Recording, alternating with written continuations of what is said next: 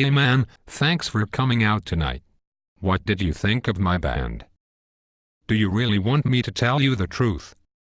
What do you mean? You were always a good player. I don't know why you would decide to just completely give up playing music and start playing shitty cover songs in local bars. Well, we tried to mix it up and play a wide range of stuff that people like.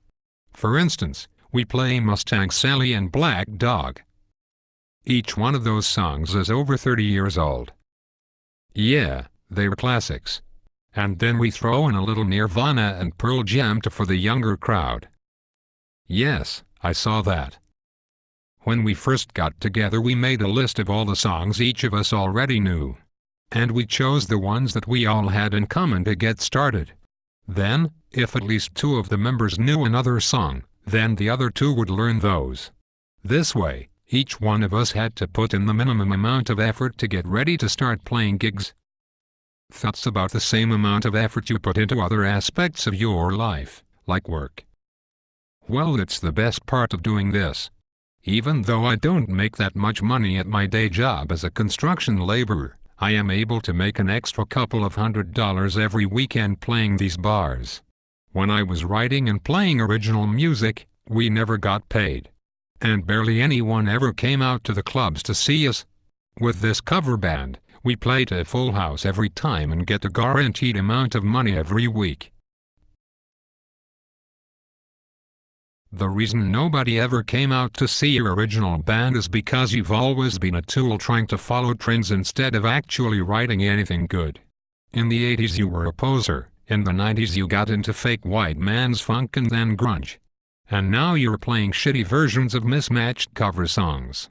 You've got less integrity than Bill Wiles. It sounds to me like you're jealous because you're still trying to get somewhere writing original music. Yes. I'm jealous that I'm not the source of the noisy background of this local dump.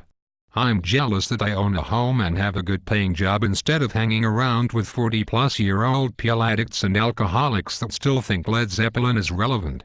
By the way, did you happen to notice that by the time your band started its third set the place had about 75% less people than when you started your first? Yes, I noticed that. But it's okay, we were still working out our set list. Are you going to just not play and let the customers use the jukebox instead? Because I think that would be better. No. Over the last few months since I started doing this I've met a lot of the cool local musicians. And I go to see their bands when they play. So usually I try and check out what songs they are playing and then suggest to the guys in my band that we should also play those songs. Like tonight, when we played Don't Stop Believing by Journey. Did you notice those two MILFs that were dancing really seductively and then started making out? That was pretty damn cool. I totally had wood for that.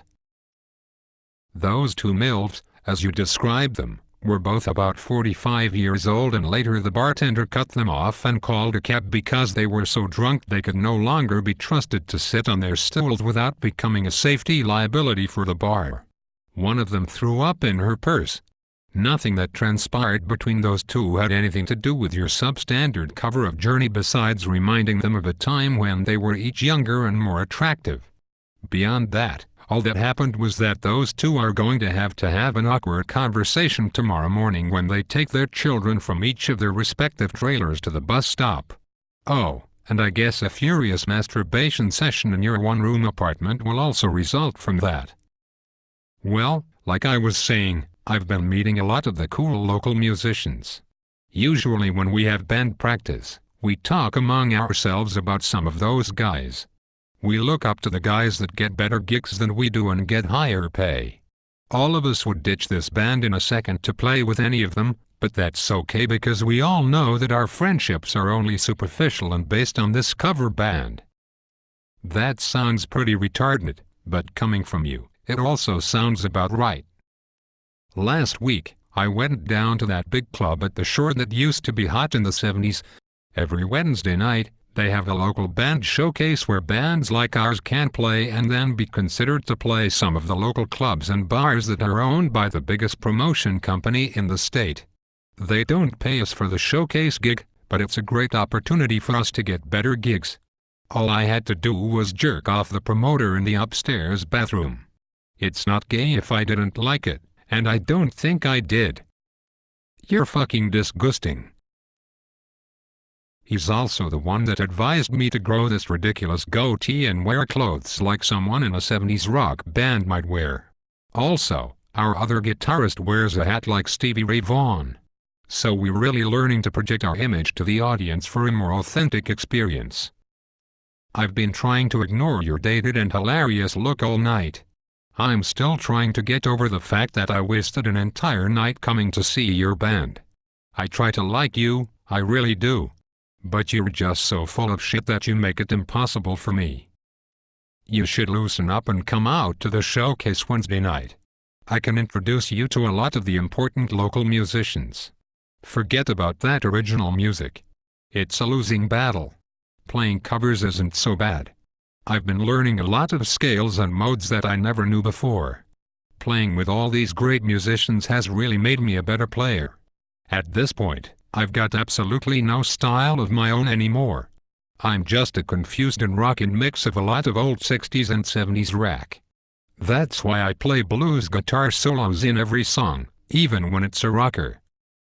I wouldn't want to break up the audience of band members' wives and girlfriends by showing up there on Wednesday. And thanks, but I really don't want to meet any of those stuck-up local musicians who think they are somehow successful just because they were able to score ready-made gigs in bars full of people that would have been there regardless. I'm going to go home and try and forget that I know you. I'm not going to delete your band from my Facebook though, because when you send out gig announcements I like to go to the page and read all the reasons your friends make up for why they aren't coming. The reason they're not coming is because you suck, in case you weren't sure if Sue was telling the truth when she said her doctor told her to avoid loud music. That night, her and I went out to see Slayer. I have heard everything you said, but still this whole cover band thing seems like a good idea to me. I hope we can still be friends. No, we can't. Okay. Fuck you.